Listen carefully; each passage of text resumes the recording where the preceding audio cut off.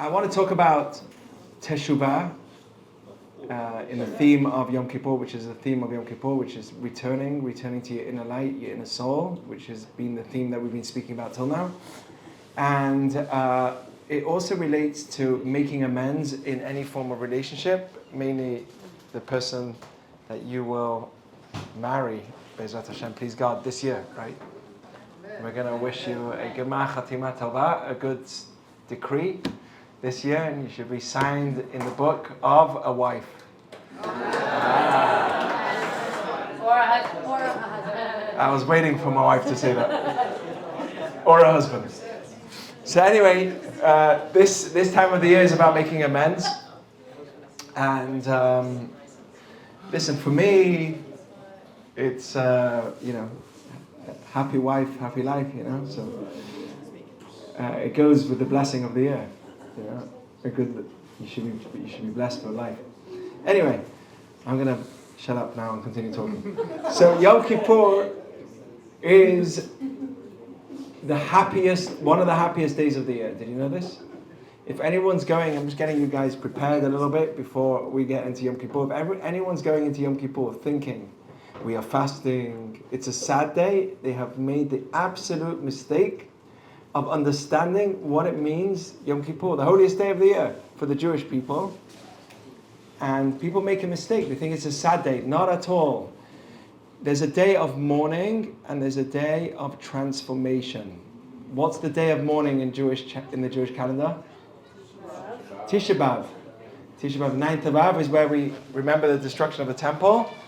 But Yom Kippur is the day of transcending. We go out of the body. Dude. Right? So that's what we're going to do on Yom Kippur. And we're going to try and get into that feeling. It says that the word for Satan, Satan, adds up to 364. And how many days in the Jewish calendar are there in the year? 365. Because there's one day where Satan is disconnected from us. All the bad that we want to do and everything, it's all disconnected. You can really have no Yetzer Hara on this day of Yom Kippur. So this is a very, very important day, and it's a happy day. It says in the Talmud that there were no happy days like the day of Yom Kippur and the day of the 15th of Av. Does anyone know what happened on the 15th of Av? Tu B'Av. It's like the Jewish, I don't like saying this, I'm not going to say it. No, I'm not going to say it because I don't like that holiday. It's the Jewish dating day. Yeah. And do you know what they would do on the Jewish dating day? Everyone would wear, they would date. I'll tell you how. Everyone would wear borrowed clothing, and it was the same white clothing. All the ladies would borrow their clothing. You know why? So not to make competition, not to embarrass someone. Because if we would say, bring your own clothes, then the wealthy people will come with their beautiful dress. Half an hour later, the back of the dress walks in the room. You know what I'm saying? So we don't want that. So if it's a day where everyone's going to show themselves, I want you to see me for my inner beauty, not just about my money and stuff. And actually that was one of the things they would say, is please don't just look at us externally, look at us for who we are. And that's how there was a big celebration. It was a very happy day. Okay? People were very real when it came to dating. Yeah, people are real nowadays too. The ones that come here, at least. So there's also a happy day, which is Yom Kippur. Yom Kippur is also one of the happiest days. So there's 2 days in Judaism which are considered the happiest days in the Jewish history. Outside of Purim, obviously, that came later. But in the Talmud, it talks about the happy days are Tu B'Av and Yom Kippur. So if anyone thinks that this is a fast day that you should be sad about, no, that's not what we want. We don't want depression and sadness. We do want inner reflection, and sometimes that hurts. But a broken heart doesn't mean a depressed heart. There are people that have a lot of challenges and they're very broken from the challenge, but that doesn't mean they're depressed. They could be very hurt and in pain, but they actually feel fulfilled. They feel that they're achieving something. That's not a contradiction. So although sometimes we reflect inwards and we look backwards, in order to move forward, we have to look back. But that's never in a way, to make us depressed. Depression is not a Jewish value, but that's the day of Yom Kippur. Does anyone know what the word Kippur means?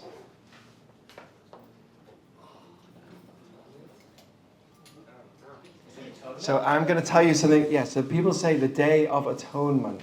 I'm going to tell you something so interesting. Listen to this. Rashi, one of the greatest commentaries on the Torah, says that when Jacob gave a gift to Esav, he says, "Achaperah panav," I would change his face, I would atone his face. And commentaries say like this: whenever we use the word kaparah, which is mistranslated in English as atonement, avon v'chet, when someone makes a mistake, kulan leshon kinuach v'havara, it means to wipe it off. That's what it means, to wipe it off. So I've got a story of a guy that was in our shul, and he went to Burning Man one year. Never again. Yeah, I don't know. But I've never been. But he went to Burning Man one year, and he had a beautiful, beautiful car, like a brand new car that he just got. And I think it was 2 years ago, or a year ago? I think 2 years ago. And guess what happened? There was a sandstorm. Do you remember that? Maybe it was this year too. I think there was a sandstorm this year too. Oh, fire? Okay, every year, Baruch Hashem, Hashem is helping all the tumah, all the impurities get out. So anyway, so Burning Man was happening, and then there was a crazy, crazy sandstorm, and it rained as well afterwards. So people were stuck there. Their cars were stuck, and they couldn't get out. And it was a crazy storm. And he showed me a picture of what the party's ended. He showed me a picture of what his car was looking like, what it looked like. And I was like, oh my gosh, you just bought this car? That's what happened to it? And he's like, nah, look, this is what it looks like now. And he just took it to the car wash and got it professionally cleaned, waxed, and it was back to the way it was. And I was like, this is exactly what it's like with us. Sometimes we make mistakes and we dirty the outside, and then if we're driving with the dirt on the outside, what do people think? Oh my gosh, this guy's got such a junky, disgusting, ugly car. Like, this is what he owns. But then you wash it, and then what do you see? You see that all the dirt that was on it was on the outside. But it's not who you are. Okay, the mistakes, shalom, shalom, asi, bruchim habayim. All the mistakes you make are the dirt on the outside. Chet means to miss, you miss the boat. But it doesn't mean that if you make mistakes, it's who you are. We are not identified by our mistakes. Our mistakes are layers that we put on top of ourselves, and they stick to us. And we need to do the right way of wiping them out. But that is the definition of Yom Kippur. It's good to know. Yom Kippur, according to commentaries, is to wipe off the dirt. Don't identify with your problems. This is the message. If you have a problem, don't identify. And this is so important for making amends in a relationship. After a year or two of being in the relationship, there's a pattern of one side having a frustration as soon as he comes back from work. Okay? Don't make that your identity. Fix it. There's a great rabbi that says, before you come home, eat something. Go and eat something. Why? So that even if you're coming home and she makes you food, and you're not as hungry now because you ate something before, but at least you're not angry.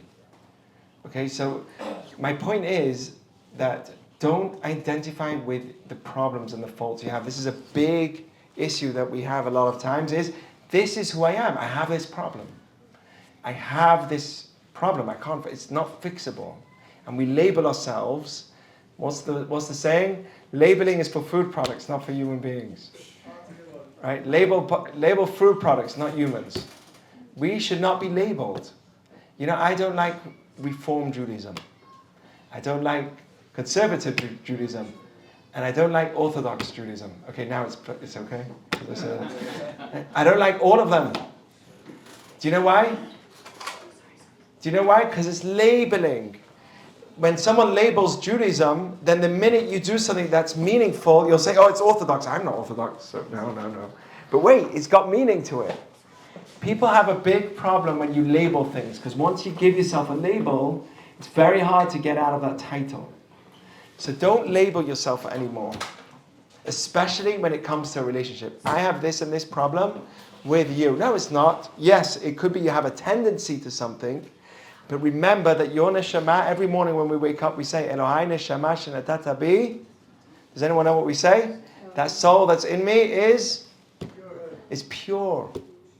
It's untouchable. Your inner self is untouchable. It's pure. And whenever you make mistakes, you're sticking onto you on the outside. It's like eating sugar. So day one, you eat a bit of sugar. You say, first time, you never did it for a week. And then you have a bit of sugar in the morning. You're like, oh, okay, croissant. Okay, why not? Someone offered it. And then the next day, it's going to be much harder to pull away from that sugar. Once you get into it, it's harder the next day. Does that mean you can't get out of it again? Does that mean you can't snap out of it? Of course you can snap out of it. That's the story of my life. I eat sugar one day, then I'm like, oh no, I'm not doing this. And then the 2 days later, I'm eating it again, right? Okay. But you know what I'm saying? We can all snap out of it, but don't think that if you can snap out of it, you can't fall in the trap. One time, it sticks to you. Mistakes stick to you. It's like dirt that sticks to the car.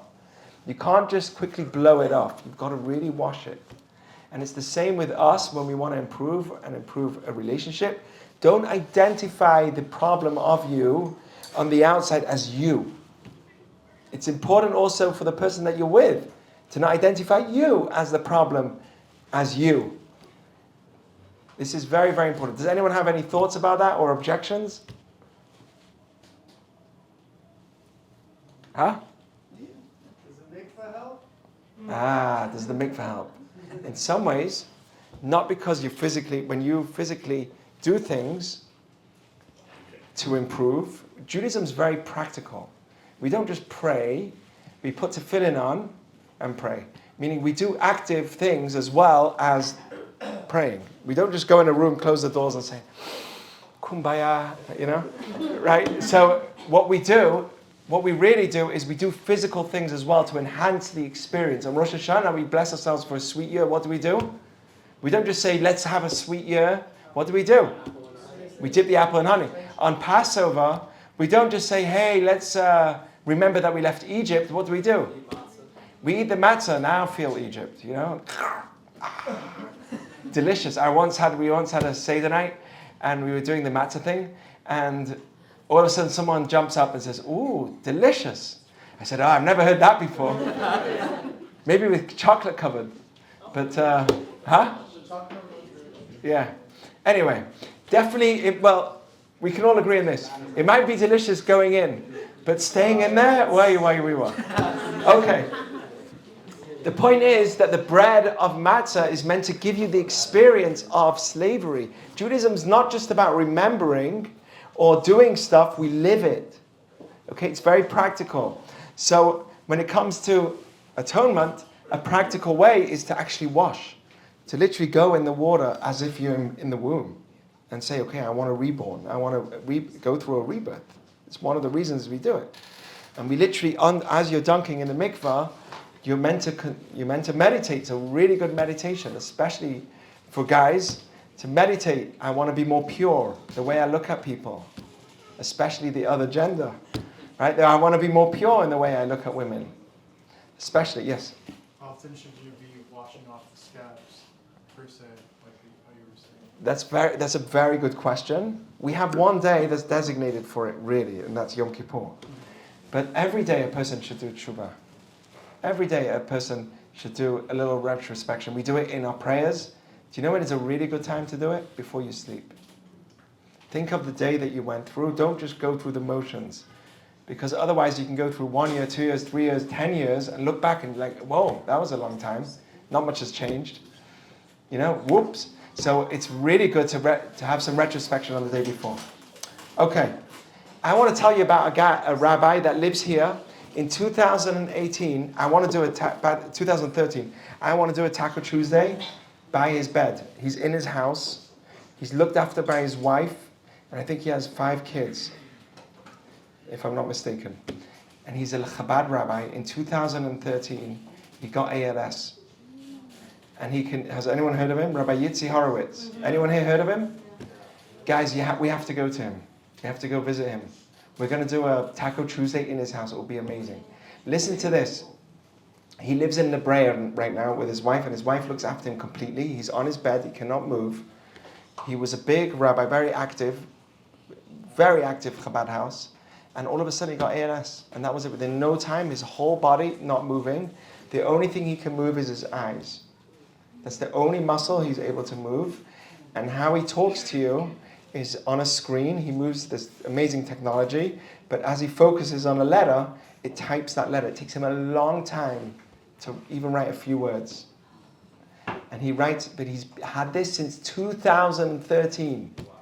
Guys, that's a long time to be locked in your body. By the way, one of the prayers we say in the morning when we get up is Baruch atah Hashem Elokeinu melech haolam matir asurim. Thanking God for releasing those in captivity. What's in captivity? Because sometimes people wake up, not in prison, even in their own bed. When they sleep, their bodies, suddenly you wake up, and then the body can't move. We don't realize, we just take it for granted.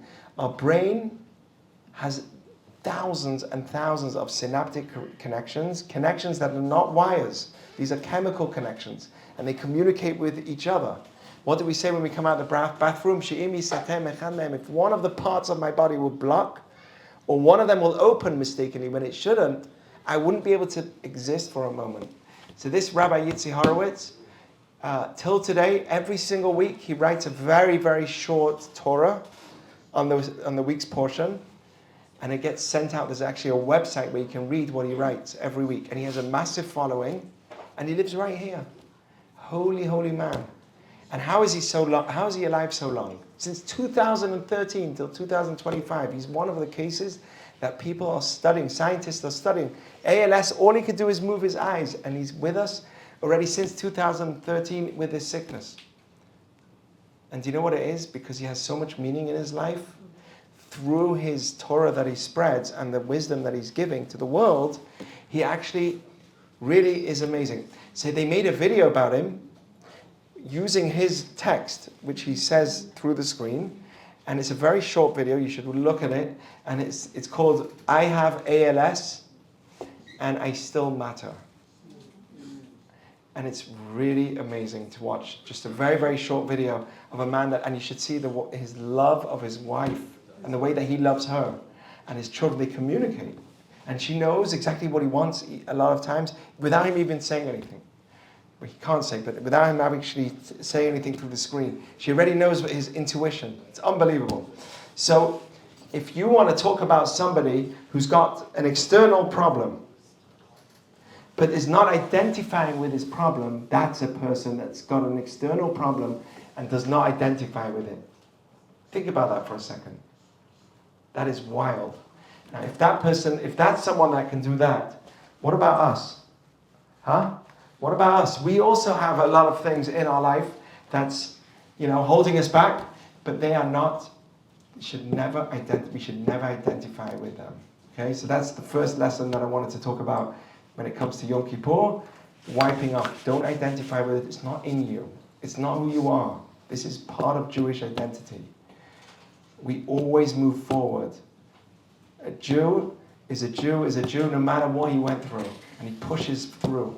How on earth did the people, after a Holocaust, move to America, move to different countries with nothing, just a bit of clothing, and survive and thrive? The answer is because we're not victims of our problems. By the way, the world says, victimhood. Whenever we complain about the way that the world's talking about us, or whatever it is, especially since October 7th, victims. We are not victims. Don't let them lie to you.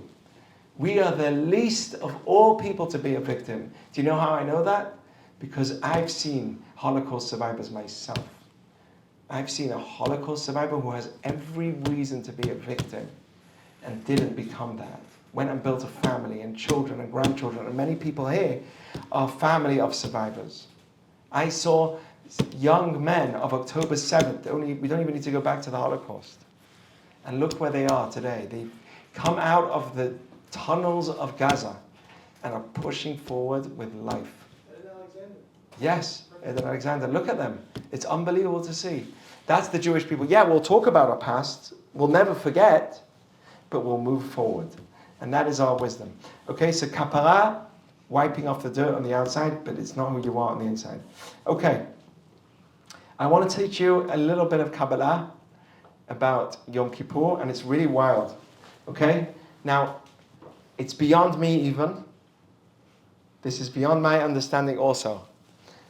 But I'll tell you anyway, and we'll try and dissect it a little bit and see what we can understand. A big part of Teshuva, which is returning and regretting the past you did, is free will. And Maimonides, in his section of Teshuva, he has like 8 chapters, and in one chapter he talks about the idea of free will. How does free will work? If I did something wrong, wasn't that because God predicted it would happen anyway? God is all-knowing. So if I did something wrong already, God knows about it. So why am I responsible for it? Free will and Teshuva has a big part in each other. And a lot of rabbis talk about Teshuva and they talk about free will also. So I want to talk from a little Kabbalistic perspective. It says like this, we're going to read this on Yom Kippur. We're going to say this a lot. Stay with me, it's really amazing. It says that if our sins are like shanim. Shani is linen that gets dirty, that gets colored. So if we do something wrong and it gets dirty on the outside, okay, when it comes to Yom Kippur, kasheleg yalbinu, we can make it white again like snow. Okay, you got linen, it got really dirty, clothing, you can make it white like snow. How? On Yom Kippur. This is what they say. But the word that's used to describe something dirty is the word for linen. Okay? Shanim. What does the word shanim sound like? Years.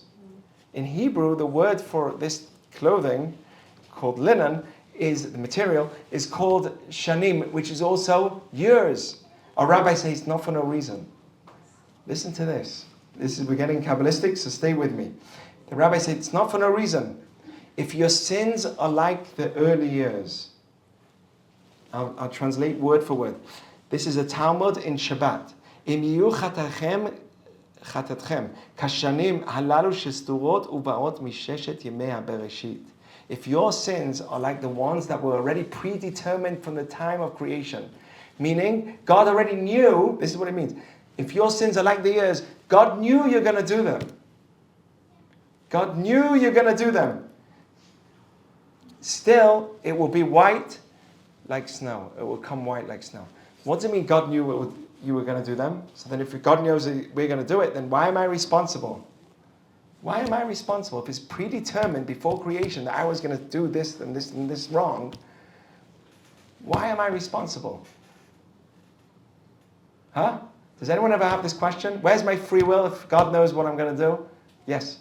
Sometimes you can know what someone's going to do, but it doesn't actually mean that you're the one that did it. Okay, this is the big answer that everyone gives. But it's limited. The answer is limited. And Maimonides says this. It's limited to our understanding.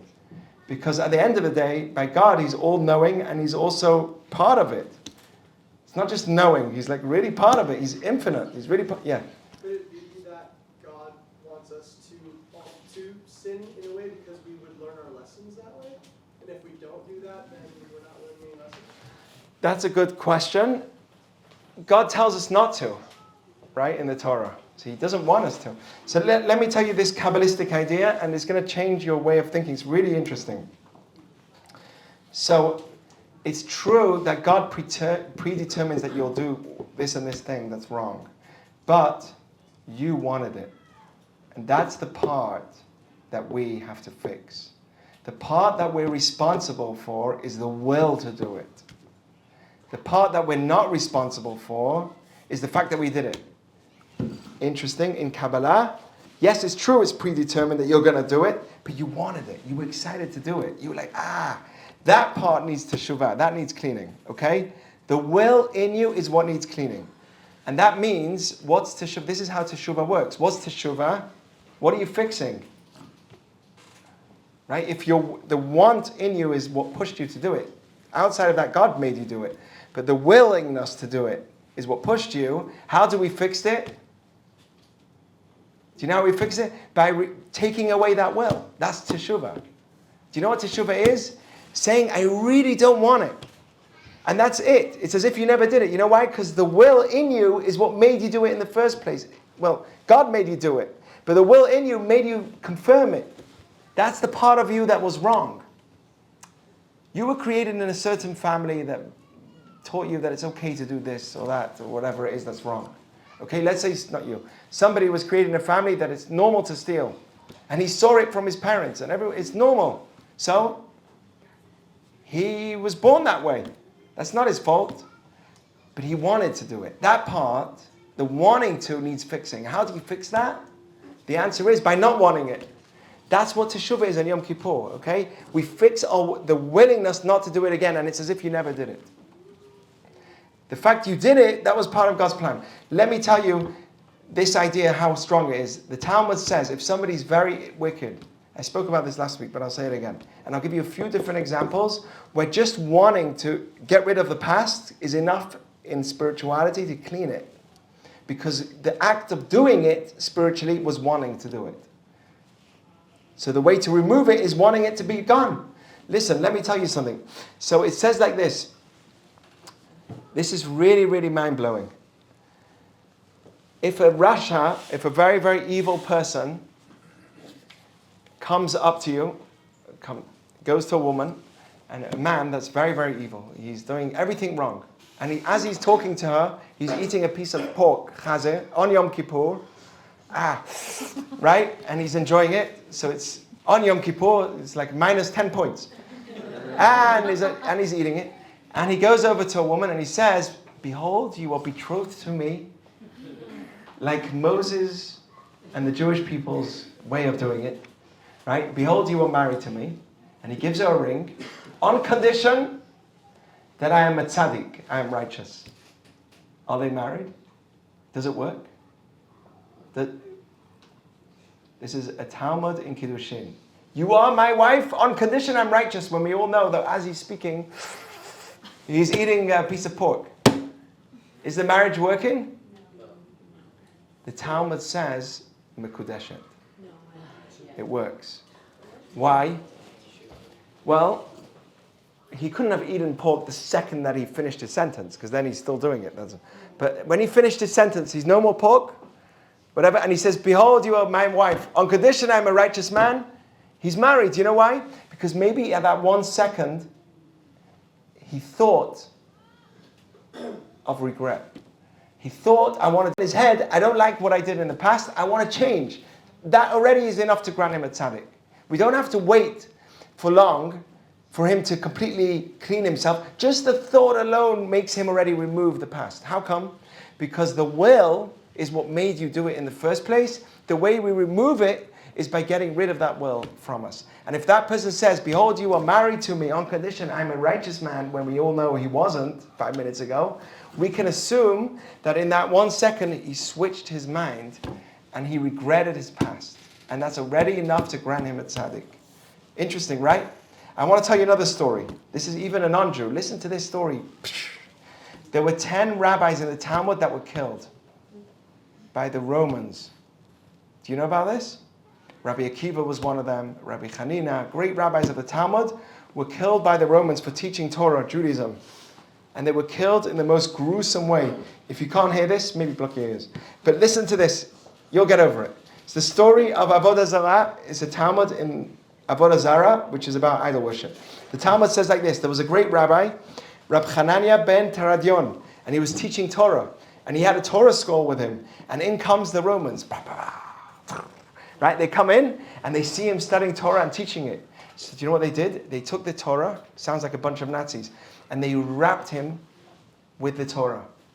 And then they took him to the center and they put a wet cloth of material by his heart, and they made a huge fire and they started burning him. And the wet material by his heart was in order to make him die slower. So he shouldn't die so quickly. And they did all these different things that will make him die very, very slowly and go through all the pain of the burning. Okay, I'm not going to tell you all the story. I told you, be strong, or you'll get over it. His daughter was watching. Okay? His daughter was, this has happened to 10. By the way, in Jewish history, right? You saw that we all saw terrible, by the way, what happened to Charlie Kirk, right? That happened in Jewish history again and again and again in front of their children. So this woman, this daughter of Rabbi Hanina was watching and she said, Daddy, how can this happen? You're such a great man. How can I see you like this? So he says, if I was being burnt alone by itself, then you can ask that question. But I'm being burnt with the Torah. I'm proud of who I am. And whoever respects the Torah can always will always get respect no matter what happens.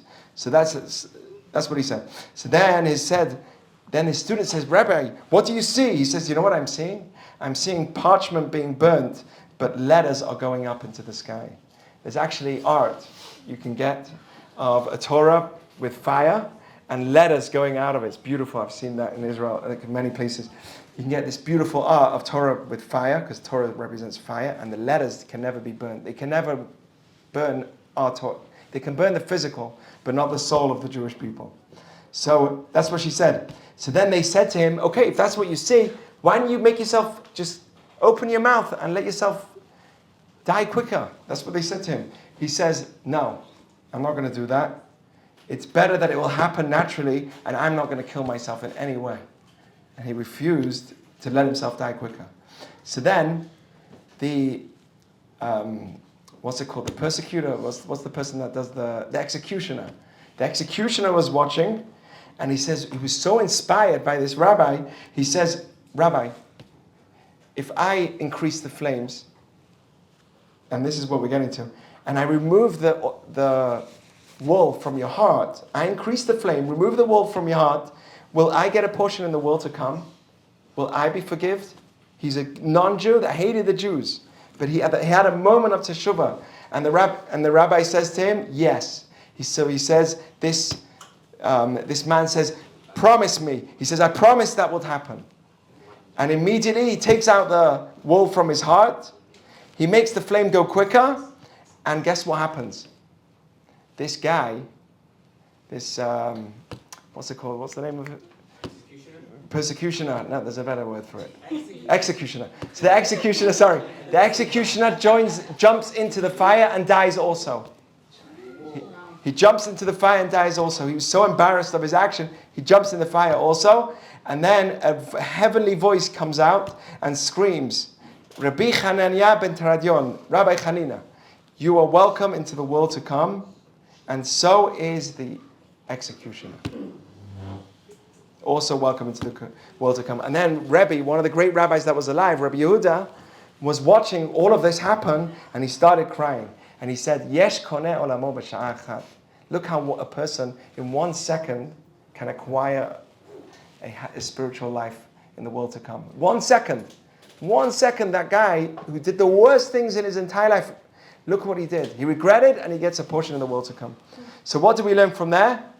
That just a thought, this guy just pulled out the wall, made the fire go bigger. The executioner jumps in the fire, and that's enough to grant him a portion in the world to come. Because in Judaism, a thought is enough to get rid of the will of negativity that you created in the first place. Okay, so Teshuva is even just a thought, but we still need more. When it comes to Teshuva and returning, you still need regret, you need to have confession, and you need to have Kabbalah La'atid, accepting that in the future I won't do this again. There's 3 aspects: the past, the present, and the future. Past, I regret my past, not ignoring my past. I regret my past, speaking it out, present, and in the future I take on that I won't do it again. Those are the stages to remove all of the will in you that made you do the wrong thing in the first place. Otherwise you'll just get to do it again and again and again. Why is it that we do things wrong again and again and again? You know why? Because we don't speak it out between ourselves, not to the public. We speak it out. Think about the past. Speak it out and commit, saying, I really don't want to do this again. And then eventually, it really will work. Maybe not the first time, not the second time, but eventually a person can improve and become a super awesome person. Okay, so what's my message? The second message is that your thoughts is who you are. What you really want inside you is who you are. Not what you do and not the mistakes you make, but the thoughts in your mind And what you really want is who you are. So what do we have to do to become better? If you're in a relationship that's not going well, do you know what happens? When you got married, it was going well. Right? When that person got married, it was going well. They got down on that knee and they got the rose and they were all, right? But then, somehow, I hate you, right? 5 years later down the line. And there's fighting and there's bickering. How did that happen? So much love that was unbreakable that nothing can stop us, right? And then, 5 years down the line, right? And we're really fighting. How did that happen? What was the transition from so much love to so much hate? How do divorces happen? Have you ever wondered, the thought of it? Not that I'm amazed that it happens. I know that sometimes it should happen. It's a mitzvah. But think about the idea. It's somebody who loves someone else so much that they made the commitment to marriage, that there's nothing else in the world besides for you. I want you so bad. But then they get to a point where I hate you so bad, I want to just disconnect from you. I can't stay with you anymore.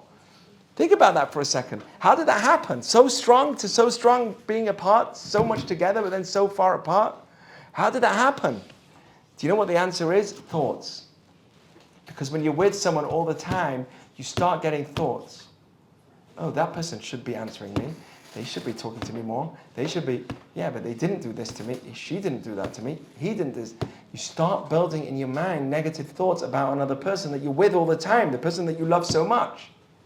Until eventually your thoughts come your will. And then it comes to action. It comes part of your act. Then you eventually do it. Start fighting, screaming, anger. And really, deep down, there was just light and love. But over time, because in our mind, we start thinking entitlement. That person should be giving me. They should be helping me out. They're only caring about themselves. And there's all these thoughts that we go through in our mind. And then we separate ourselves more and more. What's the problem? It starts with our thoughts. What we want starts with our thoughts. That's how problems happen in a relationship. Okay? So, how do you change your thoughts?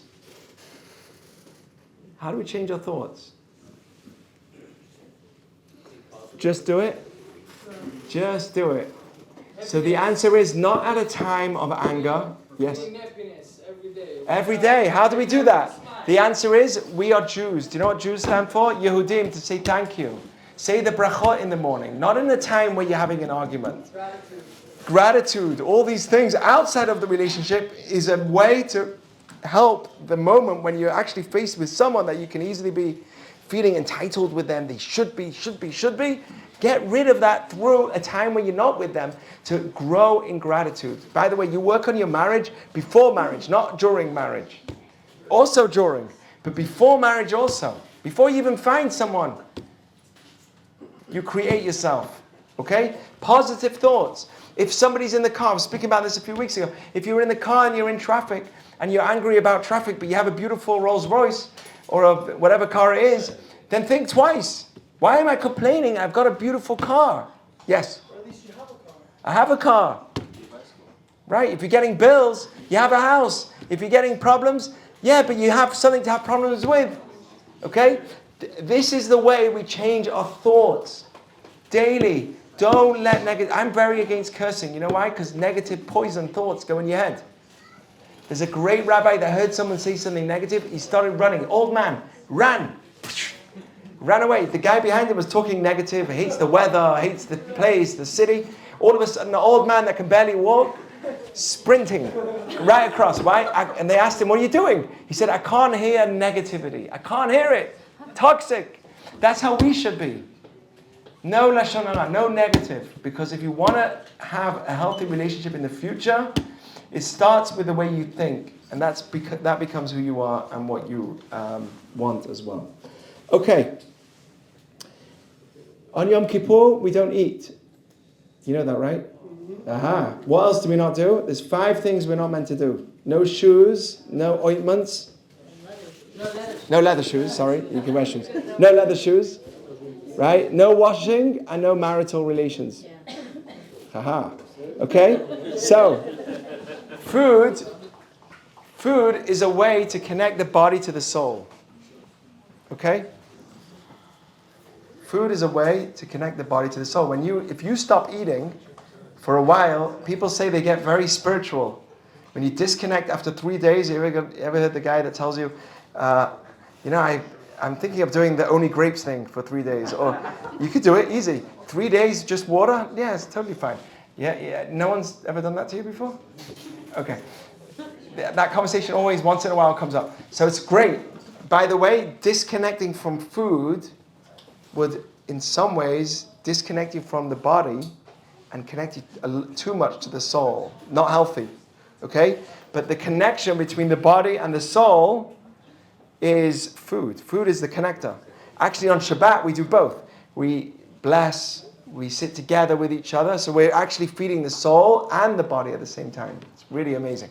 But Yom Kippur, what's that about? It's about disconnecting the soul from the body. We want to be completely soul on this day. Okay, shoes also. Do you know what the shoes represent? It's exactly, the shoes represent exactly what the soul, there's different levels of the soul. The bottom level of your soul is your body.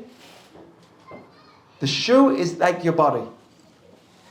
And your body is this, and your soul is so much higher. Just like the shoe is only the bottom of you, the soul is in the bottom of you, the body. But there's so much more to your soul. This is why I have a mic, by the way. There's so much more to the soul than just the body. So the shoe represents the bottom of you, the body. It represents the body that covers your soul, and it's only a little part of it. And it goes at the bottom. This is the least connected spiritually to you, is actually the foot. Spiritually least connected to you. If you notice that throughout many religions, not just in Judaism, Baha'i faith, Japanese people also, you've got Muslims, whenever they pray, what do? They take off their shoes. Taking off the shoe is a way of transcending out of your bodily focus and being able to have a connection to your spiritual soul. Okay, so that's one of the reasons why also the serpent in Bereshit, in the Torah, the negative force, the Yetzer Hara, it bit Adam. It was told that it will bite. It didn't bite Adam. It's told it will bite where? At the foot, at the heel. It's always ready to pounce at the heel. The negativity comes at your weakest point, which is at your foot, which is least exposed to your spiritual self. So if we want to think about shoes, it represents the body being covered or covering the soul, and the body is only at the bottom of it. Just like the shoe is at the bottom of your body, and the rest of your body is above, so too, your body is covering your soul, but only the bottom part of it. Your body is the shoe. And we disconnect completely from our spirituality, our physicality on this day. Okay, there's many, many things about what we do on Yom Kippur, but the idea is we're entering a different zone. We're entering a spiritual zone completely. That's why the Kohen will go into the Holy of Holies. What's the Holy of Holies? Huh? It's the place where? Right, the Dome of the Rock. It's the center of the universe. In Judaism, we believe that space where the temple was and the Holy of Holies, it was not bound by space. It wasn't bound by space. The ark was as wide as the space of the Holy of Holies. But yet, for some reason, when you would go in, there would be a lot of space between each side. It was miraculous. The whole idea of the Holy of Holies is a space which is out of space. And what it represents is the center of the universe. In Kabbalistic terms, the center of the universe, it's like when you have a kid playing on a roundabout, whatever. In the middle, not much movement is happening. Where's most of the movement happening? Everywhere else. Okay? But if you go right to the center, not much movement is happening. That's what the Holy of Holies is. You're outside of space and time. It's not bound by the laws of physics. This is literally what would happen on this day of Yom Kippur, and the Kohen will go in there. And what would he do? He'd say God's name the way that's not pronounced by us. A way that's outside of space, outside of time. He would say the Yud K Vav K in its full pronunciation, which we never say. And what he would do is, he would literally have an experience of outer body. And that's what Yom Kippur is. It's literally connecting to the soul completely. And by doing that, what are we doing? What's the point of connecting completely just to soul? We don't like that. Judaism never does that all year round. We're very into eating. wearing nice shoes, right? We are not against, we're not against the physical. We want you to have a nice house and have good money and enjoy the physical because we've got to bring spirituality here. But once a year, we literally tune into our inner self. Do you know why? Because we want to see who we are. Who are we? We're pure and beautiful. We're an angel. Inside of me, inside of every person here, there's something really, really beautiful. And when we disconnect from all of the physicality, suddenly you reveal that inner beauty in you. And it's an amazing experience. I don't know if everyone here has done a full Yom Kippur, and also in shul, full prayer and everything, but when you end it, you literally experience disconnect. Nothing matters. All the stuff, it's really refreshing. It's all the stuff, the car and the shoes and the money, everything doesn't matter anymore. And the truth is, it doesn't matter. All the stuff we chase all year round doesn't matter. And this is a way that we actually disconnect from it all. So what does that teach me?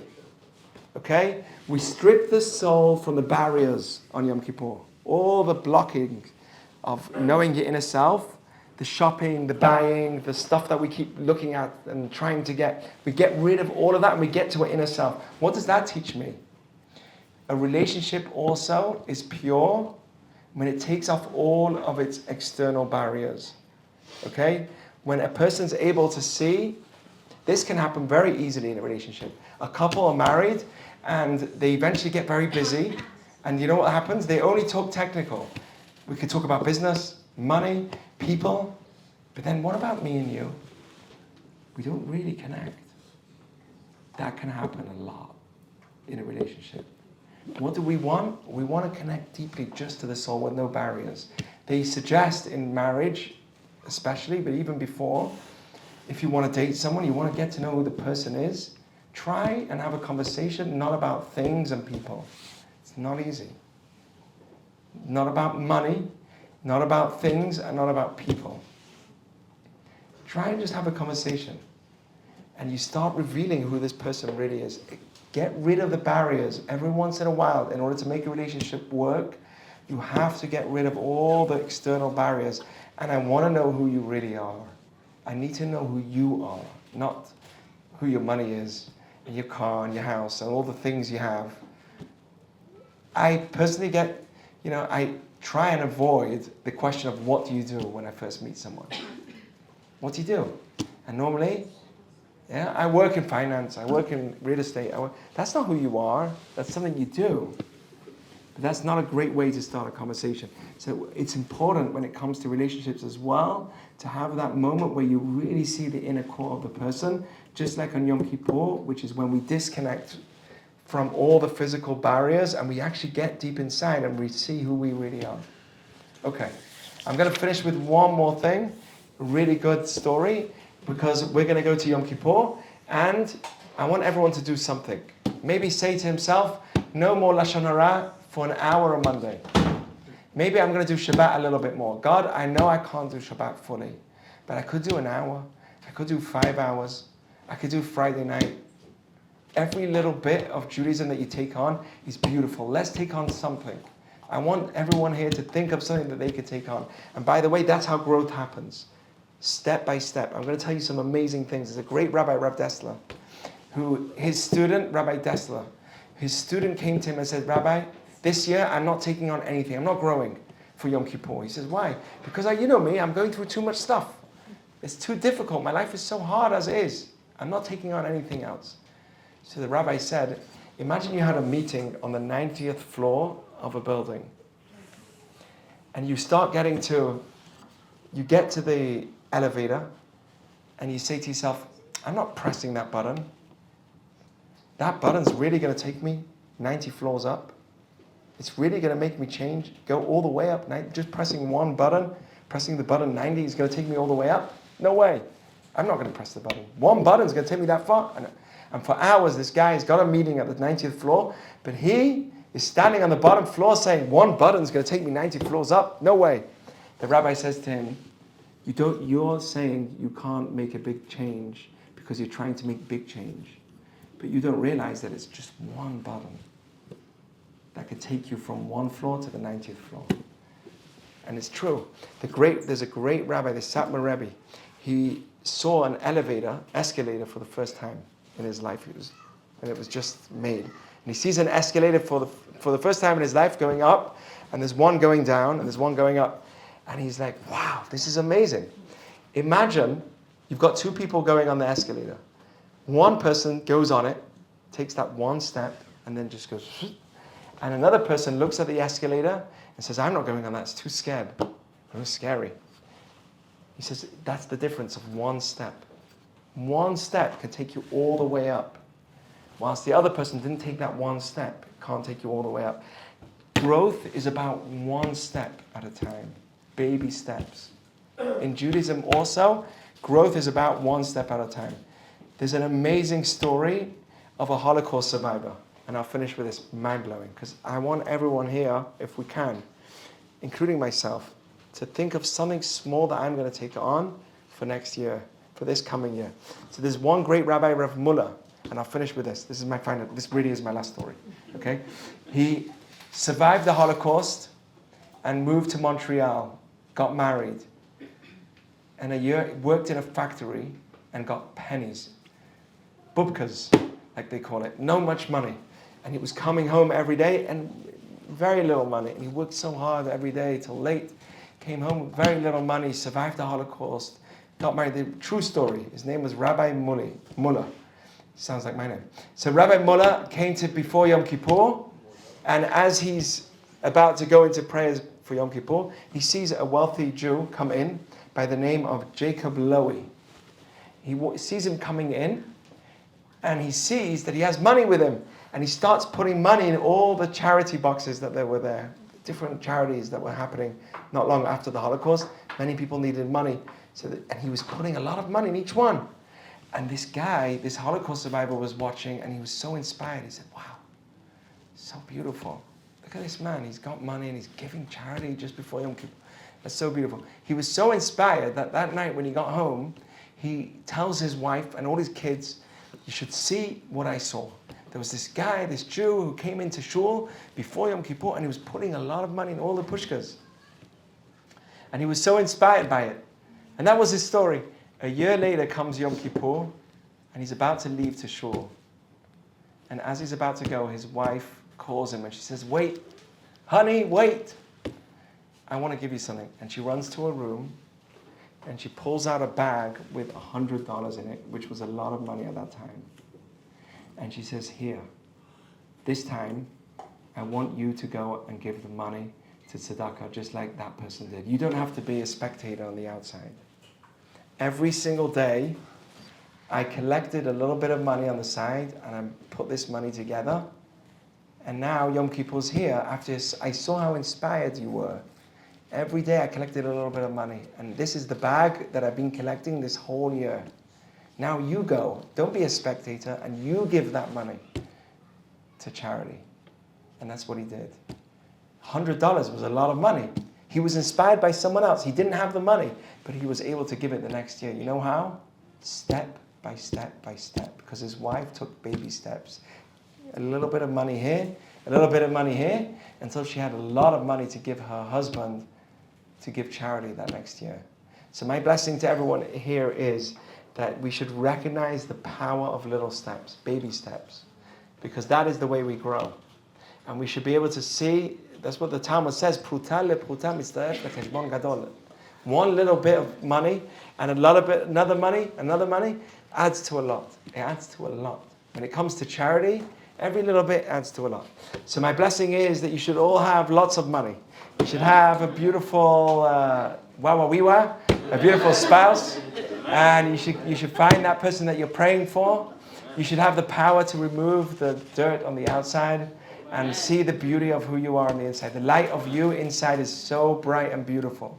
And any mistakes and things, don't identify with them, like we said. Don't identify with your problems. Okay? What really is in you that makes mistakes is your will, your thoughts. Remember that your thoughts and your willingness to do it is what's pushing you. So we could change our willingness by changing our thoughts. How does that work? Daily, step by step. Like I said, step by step. That's how we change our way of thinking. And if we do, we can become great, great people. I know it's not possible. Some people say, I can't do a full Shabbat. I can't do a full... Yeah, but you could do a little bit. Everyone here knows himself how much he can do. And you will be amazed that by next year, how far and amazed how much you can do just by changing a little bit every day. Okay, thank you for listening. Shana Tova. Gemar Chatima Tova. You should be inscribed in a good life and good things.